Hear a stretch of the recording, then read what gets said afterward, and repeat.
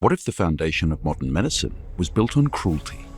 Behind the celebrated breakthroughs and surgical advancements lies a dark and disturbing truth, one where enslaved men and women were used as test subjects, with their pain dismissed and their voices unheard. But these experiments, carried out in the name of science, were anything but ethical. Today, we're uncovering slavery's darkest secret and human experiments you were never told about. One of the most brutal chapters in medical history was written on the bodies of enslaved black women. James Marion Sims, a man celebrated as the father of modern gynecology, built his reputation on pain. His achievements, pioneering surgical techniques and inventing tools still used today, came at a horrifying cost. In the 1840s, he conducted a series of gruesome experiments on enslaved women, forcing them to endure unimaginable suffering without anesthesia. Their names, Anarcha, Lucy, and Betsey, are the only ones history remembers, but they were not the only ones who suffered. At a time when medicine was still crude and often deadly, James focused his work on vesicovaginal fistulas, a painful childbirth injury that caused constant urine leakage. But instead of offering relief, he turned these women into test subjects. One woman, Anarcha, endured more than 30 surgeries. 30 times she was strapped down and cut open, her screams filling the small makeshift hospital. 30 times James forced her to endure the agony that most of us can't even imagine. Imagine lying on a table, your body exposed, your pain dismissed as unimportant. Imagine the sharp edge of a scalpel slicing into your flesh, the searing pain radiating through your body while a group of white men stood around taking notes, studying your suffering. That was the reality for these women. James refused to use anesthesia. He claimed it wasn't necessary, that the surgeries weren't painful enough to require it. But then, why did he later use anesthesia when performing the same procedure on white women? Why did he write in his own journals about how the women he experimented on screamed and nearly died from the agony? These women had no choice. They were property, not people in the eyes of the law. Their so-called consent was given by their enslavers, men who had no concern for their well-being, only for their ability to bear children and work the fields. Sims didn't care about their suffering. He only cared about perfecting his technique. Today, his name is carved into history. But at what cost? How many Anarchas, Lucys, and Betseys were sacrificed in the name of progress? And most importantly, who gets to decide what suffering is justified? The following bizarre experiment proves that slavery's horrors did not end with its abolition. They only changed form. In 1932, the United States Public Health Service launched a study in Macon County, Alabama. Officially, it was called the Tuskegee Study of Untreated Syphilis in the Negro Male, but in reality, it was something far more sinister. For 40 years, hundreds of black men, descendants of enslaved people, were used as human test subjects in a cruel and unethical experiment. These men, most of them poor sharecroppers with little access to health care, were promised free medical treatment. They were being told they were treated for bad blood, a vague term used to describe a range of illnesses. But there was no treatment, only deception. What they were actually being studied for was the long-term effects of untreated syphilis. Doctors watched as their bodies deteriorated, as the disease ravaged their organs, minds, and eventually their lives. Even when penicillin was discovered as a cure in 1947, the experiment continued. The researchers could have saved these men, their wives, and even their children, but they chose not to. Instead, they let the disease spread, killing at least 128 men, infecting 40 women, and condemning 19 children to be born with congenital syphilis. Imagine knowing that doctors, the very people sworn to heal, were the ones deliberately letting you suffer. Would you believe this went on for 4 decades? Government doctors visited these men regularly, examined their worsening symptoms, took their blood, and sent them home with nothing but placebos, iron tonic, and aspirin. The men trusted them. Some even brought their wives and children for what they thought was treatment. They were never told the truth. As the years passed, the victims became sick. Some went blind. Others suffered from dementia and collapsed from heart failure. But the doctors did nothing. The government even blocked them from getting real treatment elsewhere. They wanted to see how long it would take for syphilis to destroy them. The nightmare only ended in 1972. The nightmare only ended in 1972, not because of guilt, but because a whistleblower exposed the truth. By then, generations of families had been ruined. No one was punished. No one went to prison. Vaccines today are seen as life-saving, but few people know that their history is rooted in human suffering. Long before medical breakthroughs became a symbol of hope, they were built on the backs of enslaved people. The smallpox vaccine, a medical milestone that would go on to save millions, was first tested on those who had no choice: enslaved men, women, and even children. One of the earliest recorded cases happened in 1721 when a Boston doctor named Zabdiel Boylston learned about a technique called variolation from an enslaved African named Sims. Sims explained how people in his homeland had long used smallpox itself to prevent future infections. The process was simple but terrifying. Infect a healthy person with a mild form of smallpox and hope they survived. Boylston decided to try it out, but he did not risk the lives of his own family first. Instead, he experimented on enslaved people in the household. Imagine being one of them. Imagine knowing that your life meant nothing to the man holding the needle. Imagine lying awake at night wondering if you would be one of the lucky ones to survive. But the brutality did not stop there. In 1803, when King Carlos IV of Spain launched the first global immunization campaign, doctors had a problem: how to keep the vaccine alive on long sea voyages. Their solution? Used orphan children as human incubators. These children, plucked from the streets and stripped of their futures, were infected one by one, passing the disease along their bodies in a horrifying relay until they had reached their destination. In Puerto Rico, smallpox vaccines were delivered on the arm of an enslaved infant girl. She was not a patient, she was a vessel. During the American Civil War, enslaved children were once used again. Southern doctors like James Bolton traveled from plantation to plantation, infecting enslaved infants, harvesting pus from their sores and using it to vaccinate Confederate soldiers. In the North, doctors did the same to black refugee children in Union camps. These children, many newly freed, were seen not as human beings, but as tools. In Louisiana, yellow fever was more than just a deadly disease. It was a nightmare that returned summer after summer. Known as the saffron scourge for the way it turned victims' skin a sickly yellow, the virus ravaged New Orleans for more than a century. Entire families were wiped out, streets filled with the dead, hospitals overflowed. But what few people know is that yellow fever was not just a disease, it was an opportunity for cruel and unethical medical experiments. For years, doctors and scientists did not understand how yellow fever spread. Some thought it came from dirty air, rotting garbage, or even bad morals. This ignorance led to horrifying attempts at cures. In the 1800s, enslaved people, prisoners, and the poor became unwilling test subjects in brutal experiments. They were bled with leeches, forced to swallow poison, and injected with deadly concoctions. Doctors watched as their bodies twisted in pain, as their fevers burned through them, and as their organs failed, all in the name of science. One of the most horrifying stories comes from 1812, when a group of soldiers stationed in New Orleans fell sick with yellow fever. Instead of trying to save them, their doctors forced each man to swallow a cup of liquid mercury. The idea? That the toxic metal would purge the disease from their bodies. It didn't. Most of them died in agony, poisoned by the very people meant to heal them.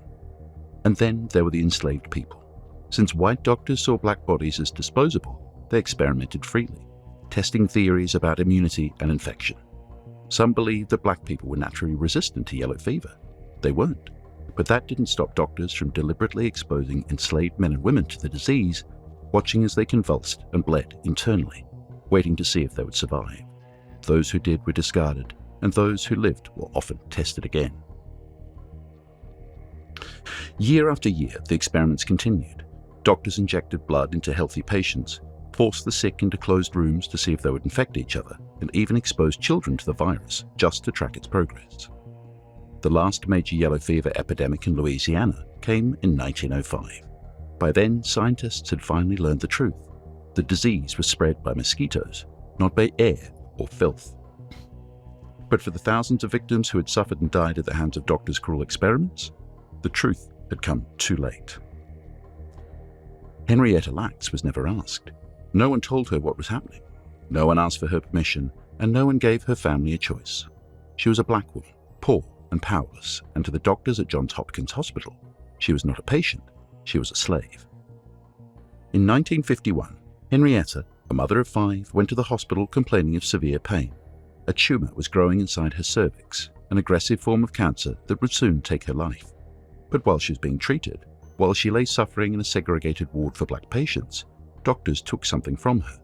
Without her knowledge, they cut away samples of her tumor and healthy tissue and sent them to a lab. They were searching for something rare, cells that would not die. Up until that moment, every attempt to grow human cells in a lab had failed. Cells would live for a few days and then wither away. But Henrietta's were different. Her cancer cells, later known as HeLa cells, refused to die. They multiplied endlessly, growing stronger and faster than anything scientists had ever seen. The discovery was groundbreaking. HeLa cells became the foundation of modern medicine. They were used to develop vaccines, study diseases, and even send experiments into space. They were bought, sold, and shipped around the world. They made millions for pharmaceutical companies. But Henrietta, she got nothing. Not a dime. Not a thank you. Not even the dignity of being told what had been taken from her. As her body failed, as cancer spread through her organs, as she lay in agony, her cells were already being shipped to scientists across the country. And when she died in October 1951, researchers still weren't finished. They persuaded her husband to allow an autopsy, claiming it would help their children. Instead, they took even more of her cells, more samples, more pieces of her body to keep their research going. For decades, her family didn't even know. They had no idea their mother's cells were being used in laboratories, making others rich while they struggled in poverty. Between the 1940s and the 1970s, the US government and medical institutions systematically subjected Black Americans to radiation experiments without their consent. These experiments, hidden from the public for decades, treated Black bodies as disposable subjects in the pursuit of scientific advancement. Rooted in the same racist ideologies that had justified slavery and segregation, these experiments demonstrated the horrifying extent to which Black lives were devalued in the name of medicine. One of the most sinister experiments targeted Black pregnant women. At Vanderbilt University in Tennessee, hundreds of unsuspecting pregnant women were given drinks laced with radioactive iron, supposedly as part of a study on prenatal nutrition. These women were never informed that they were ingesting dangerous substances, and many of their babies later suffered from birth defects, developmental disorders, or early death. The government treated these Black mothers and their unborn children as test subjects, more vessels for experimentation. Black patients in hospitals were also deliberately injected with plutonium to observe how their bodies would process the lethal material. These victims, offering suffering from minor illnesses, were never informed about the true nature of their treatment. One such case was that of Eb Cade, a Black construction worker in Tennessee who, after a minor car accident, was secretly injected with plutonium by government researchers. His teeth and bones were later extricated for study as if he were a mere lab rat rather than a human being. Prisoners, disproportionately Black, were also subjected to brutal experiments. In Pennsylvania, Black inmates were deliberately exposed to extreme levels of radiation, targeting their testicles to study the effects on fertility. These men were not seen as people with rights, but as expendable subjects in a twisted scientific pursuit. John Brown knew pain like few others could imagine. His body, scarred and broken, carried the proof of a nightmare few survived. He was not just a slave, he was a living experiment. Dr. Thomas Hamilton, a wealthy plantation owner and physician, saw John not as a human, but as a tool, a subject for his twisted pursuit of so-called medical knowledge. Like many white doctors of the time, Hamilton believed that Black bodies were different from white ones, stronger, thicker, and more resistant to pain, and he was determined to prove it, no matter the cost. One of Hamilton's most horrifying experiments was his attempt to find a cure for heat stroke. John was forced to sit, completely naked, on a burning metal stool inside a deep pit. A roaring fire blazed beneath him, turning the hole into a furnace. Wet blankets covered the opening, trapping the heat inside, allowing only John's head to remain exposed. His body boiled in the sweltering air, his skin slick with sweat, his breath ragged. Hamilton watched, scribbling notes, feeding John different mixtures of herbs and pepper-infused teas, hoping to break his body just enough to test his theories. How long could John endure before collapsing? How much heat could a Black man withstand before his body gave up? Hamilton pushed the limits day after day, forcing John into the pit after grueling hours of field labor. Each time the flames licked at his flesh, and each time the doctor took notes, his experiment more important than John's screams. But Hamilton was not finished. He wanted to test another belief, that Black skin was fundamentally different from white skin. With a scalpel in hand, he cut deep into John's body, slicing open his flesh, digging past muscle, and searching for something that was never there. He wanted to see just how deep a black man's skin truly went. John's suffering was endless. When his body became too weak to endure more torture, he was discarded and sold off like a broken tool. He later escaped and told his story, exposing the horrors he had endured. Have you ever heard of a disease that made people want to be free? That was the claim of Dr. Samuel A. Cartwright, a physician who in 1851 invented a so-called illness to explain why enslaved black people attempted to escape. He called it Drapetomania, a made-up mental disorder that suggested any enslaved person who wanted to run away must be suffering from insanity. In his twisted mind, freedom was unnatural for black people. Only madness could explain such behavior. Cartwright was not just a theorist, he was an enforcer. He insisted that drapetomania could be prevented with proper treatment. His methods were not medicine, they were torture. He recommended that enslaved people be kept under strict control, deprived of socializing and treated kindly, like children, but never allowed to think or act for themselves. If they became sulky or dissatisfied, he had a simple cure: whipping the devil out of them. Imagine the horror of being diagnosed with a disease simply because you longed for freedom. Picture the terror of knowing that your thoughts of escape, your only hope for a better life, might lead to beatings, starvation, or worse.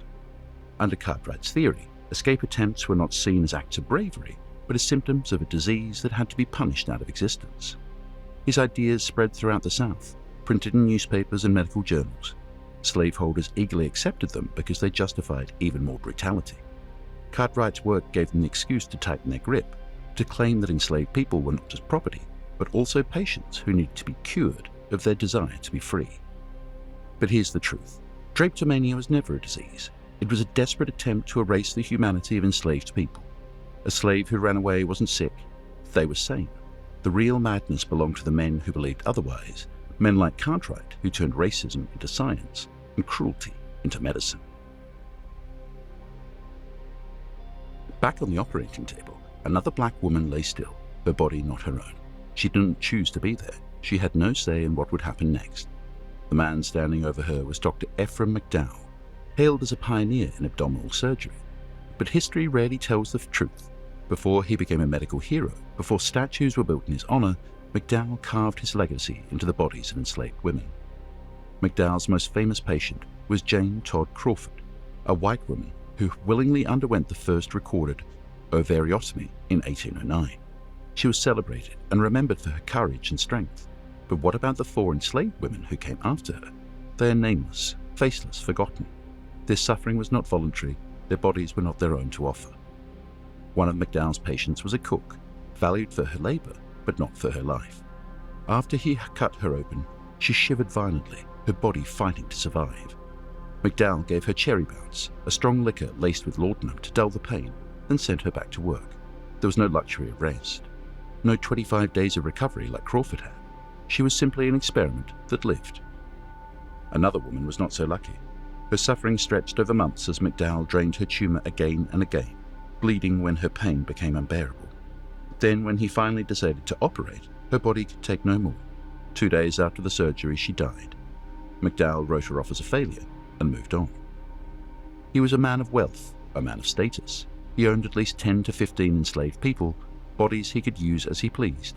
He did not ask for their consent because he did not believe he needed to. They were convenient and expendable. Their lives, their pain, their deaths, none of it mattered to him, not the way Crawford's did. Lucinda was another black woman used as an experiment. The man in charge, Dr. William E. Aitken, had decided that the bony growth around her right eye needed to be removed. Not for her comfort, not for her relief, but for science. There was no anesthesia. The first drill bit broke through her skull, sending waves of pain through her body. She was expected to endure it. The doctors hovered over her, drilling hole after hole, their hands steady, their voices calm. They were learning. She was suffering. For 5 months, the torture continued. Nitric acid was poured into her open wounds, burning her flesh and searing her skin. The wounds were left gaping for 3 months, festering and raw. Blood was drawn, drained, and sucked from her body as if she were nothing more than a vessel, an object to be tested. And when it was over, Lucinda was left permanently disfigured, her body, her face, forever marked by the cruelty. Which of these experiments do you find the most bizarre, and why? Have you ever heard of any other similar cases we haven't mentioned today? Share your thoughts below and let's work together to shed light on these dark truths of history that must never be forgotten.